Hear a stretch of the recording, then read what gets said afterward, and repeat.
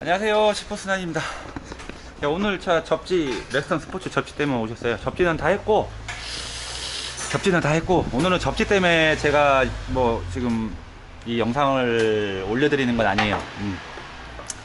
자, 우리가 접지를 할 때 가끔 이렇게 에코파워 캡이나 이렇게 캐퍼시터 장착된 차량들이 있습니다. 오늘은 제가 캐퍼시터에 관해서 조금 설명을 좀 드리고자 영상을 이렇게 촬영을 하는데요. 접지를 할 때 이렇게 그런 거를 이렇게 문의를 하실 때 캐퍼시터를 뭐 떼어야 되냐 말아야 되냐 뭐 이렇게 얘기를 하시는데요. 관계 없어요. 캐퍼시터. 네, 있어도 관계 없습니다. 그러면 이제 캐퍼시터가 어떤 역할을 하는 건지 이제 제가 조금 설명을 드릴게요. 그리고 이 접지나 어떤 전기에 어떤 영향을 줄 수 있는지 그거 잠깐 설명을 드릴게요. 우리가 자동차를 운행을 할 때 가장 시동을 걸거나 운행을 할 때 전기적으로 중요한 게 뭐예요? 발전기하고 배터리죠. 예, 이 캐퍼시터는 이렇게 보면은 플러스 마이너스에 이렇게 연결을 하잖아요. 얘 안에 들어가 있는 게 슈퍼 캐퍼시터라고 해가지고 이제 콘덴서가 대용량짜리가 들어가요. 그 콘덴서가 뭐냐? 콘덴서는 단방향으로 전기가 흐르는 어떤 노이즈를 잡아주는 그런 역할을 하는 장치예요. 우리가 보면은 이렇게 어떤 기판 같은 거 보면 이렇게 동그랗게 해가지고 선 두 개 나와 있는 거 있어요. 기둥처럼 동그랗게 생겨가지고 그게 다 콘덴서거든요. 근데 이제 그게 용량이 얼마큼 큰고 비싼 거냐에 따라서 이 가격 차이가 많이 이제 벌어지는데, 캐퍼시터가 용량 크고 고가는 엄청 비싸요. 이제 그런 것들이 저기 안에 무수히 많이 들어가 있습니다. 근데 이제 이 캐퍼시터를 연결하고 나서 트러블 걸리는 차들이 간혹 있어요. 뭐 갑자기 ECU가 탄다거나 갑자기 시동이 꺼진다거나, 예, 갑자기 순간적으로 전기가 확 다 죽어버린다거나 이런 경우가 있는 차들이 있는데, 그런 경우에는 캐퍼시터를 떼시는 게 좋아요. 자, 그러면 왜 그런 증상이 나올 수 있느냐, 그 다음에 이 캐퍼시터를 장착을 어떻게 해야 되느냐. 요즘에는 많이 이제 그렇게 안 오는데, 예전에 보면은 하나는 플러스 하나는 이렇게 마이너스에 들어가잖아요. 근데 이 캐퍼시터를 마이너스 단자에 마이너스를 직접 연결하시는 분들이 계시는데요. 이게 되게 위험할 수가 있는 게, 아까 설명드렸다시피 이 콘덴서는 단방향으로만 전기가 흐르게 되어 있습니다. 절대 역방향으로 전기가 흐르면 안 돼요. 그런데 이 콘덴서가 고장이 나거나 수명이 다한 불량이거나 이런 경우에는 양방향으로 전기가 흐릅니다. 그러면은 우리가 이제 시동을 걸어요. 시동을 걸고 나서 충전이 들어갈 거 아닙니까? 근데 그 전에 블랙박스 있는 차들이나 뭐 어떤 전기적으로 조금씩 소모하는 차들은 이 배터리 거를 뺏어도 가지만 이 콘덴서가 갖고 있던 전기도 써요. 그래서 얘는 보조 배터리 개념으로 생각하시면 딱 맞다는 얘기를 제가 누차 드리는데, 그리고 나서 시동을 걸어서 충전이 들어갑니다. 근데 얘가 바로 충전이 들어가는 게 아니고 용량에 따라서 충전 시간이 있어요.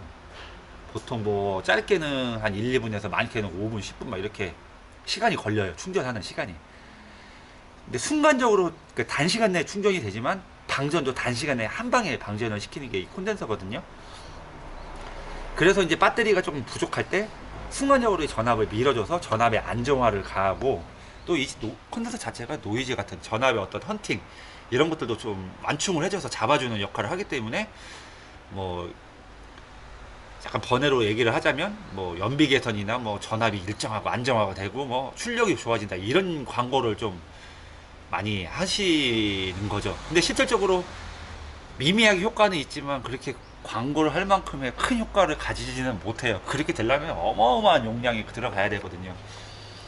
그러니까 이런 캐퍼시터 갖고 그렇게는 안 되는데, 어쨌거나 이 에코파워 캡이나 뭐 어떤 뭐 큐퍼 캐퍼시터가 들어가 이런 장치들은 그런 역할을 하게 돼 있습니다.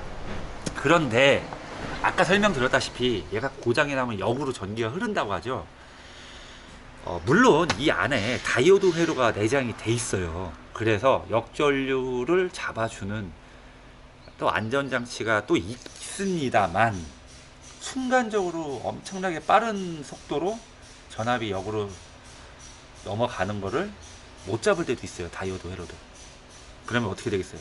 이 배터리 플러스 마이너스가 쇼트가 나겠죠. 쇼트가 나거든요. 이 쇼트가 나면 순간적으로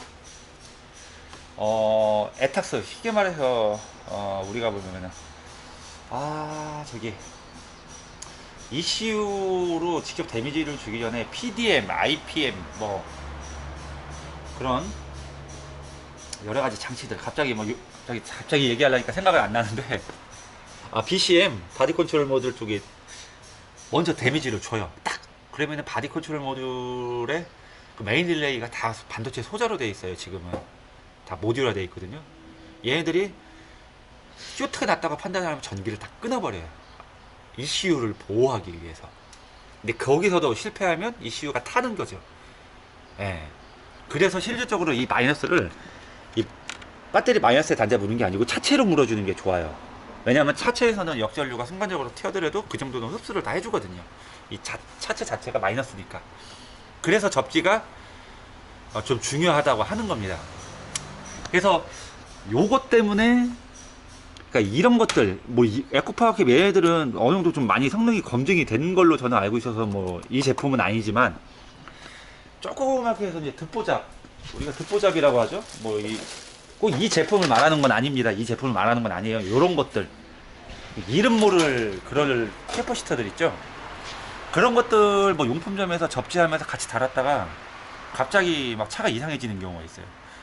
죽은 것도 아니고 막 노킹 나면서 막 차가 이상하게 막 갑자기 출력도 안 나오고 그런 경우 보면은 ECU가 타는 경우 완전히 죽어버렸으면 그냥 시동이 꺼지겠는데 애매하게 그 TR 같은데 애매하게 쇼트가 나는 경우가 있어요.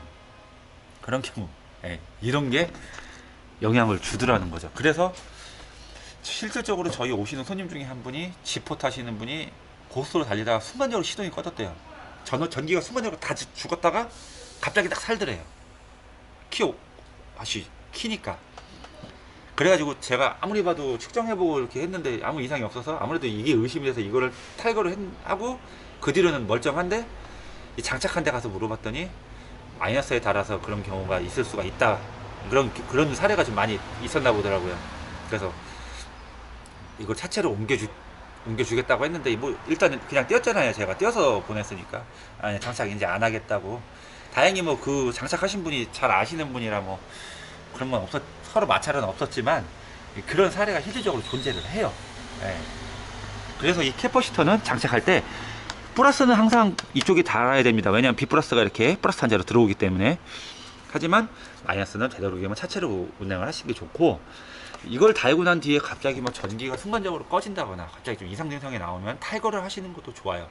근데 뭐 요즘에는 워낙 이렇게 좀 검증된 제품들이 많이 있어서 뭐 이런 것들은 크게 뭐 상관은, 저는 요거는 좀 나름대로 저도 신뢰를 하는 제품이라 요거는 상관없고, 간혹 가다가 이제 자작한 것들 용품점에서 그런 것들 조심하셔야 되고, 또 아까 말씀드렸죠. 얘는 전기를 충전을 하고 있다.